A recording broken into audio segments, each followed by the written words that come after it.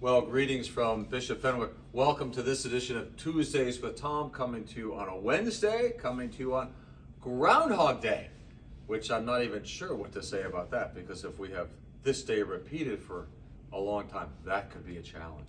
So in any event, as I said yesterday in my voicemail message and email through the One Call Now system, we did have a significant issue here in our school. So we went from 2 feet of snow, which we handled seemingly quite well, to 4 feet of water in our boiler room. So I want to explain that between sometime Monday evening and very early Tuesday morning, we had an 1.25 inch pipe burst. That water came out in our significant boiler room, rising up 4 feet and then out the door into the boys and girls locker rooms, into the corridor by the calf, into the calf, down the tunnel, and actually down the elevator shaft.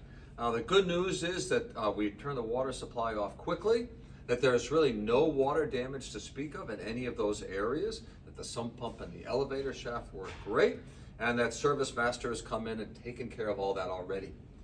The more challenging news is that the boiler room was completely flooded. Again, 4 feet of water submerging all 3 boilers, along with the blowers and the mechanicals and all the units that make our heating system go. Well, we have had plumbers, electricians, mechanics, and specialists working around the clock ever since that happened. At one point yesterday, we were without all 3 of the things that you need to have school or to have a home: water, power, and heat. Water, power, and heat. Water has been restored and power has been restored. And now we are working on the heat. All 3 boilers are, of course, after that submersion, no longer active.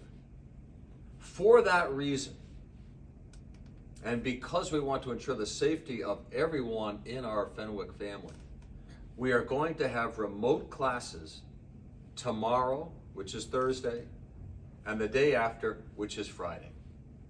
Your teachers will be in touch with you with the appropriate Zoom links.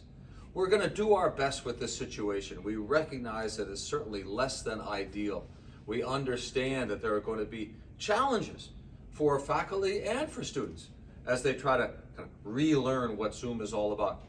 And we don't anticipate that it's all going to go flawlessly. And yet, we're veterans at it. We're well rehearsed. We've had tremendous practice. And why do that? Because in order to have the heat restored, first of all, we have to replace at least 1 boiler, which is happening now. That requires a lot of mechanicals and a lot of electrical work. Second, then we have to put pressure in the system. We have to actually bring the heat, distribute the heat to all the places in our school building. That might mean discovering potentially other problems and challenges along the way. And we don't want to do that with students here in this building. Of course, we're also trying to make sure that the capacity of 1 boiler can heat the school. And we need to restore hot water service because our hot water heater was flooded out in that same boiler room. And that's going to happen tomorrow. You can see here behind me this tube, and they're all throughout the academic building. It's quite toasty in here actually right now because we have 4 significant size temporary heating units behind our school in the back parking lot that are keeping everything warm in order to prevent further damage. We are very confident that the situation will be addressed in the next 48 hours before the temperature drops again, and from what I hear, during a potential wintry mix. But in any event, on Friday, we're all going to be home anyway because we'll be teaching and learning remotely. I hope that you can bear with us through these next 48 hours. We know that especially amidst all that's happened, this is less than ideal. And yet to have students come back into a space along with faculty and staff, then have to vacate that space should the unforeseen happen, that's not what we want to do. So tune in to your classes via Zoom. Our thanks to our teachers for doing such a remarkable job pivoting so quickly, and I will be in touch if there are further updates. Take care and stay safe.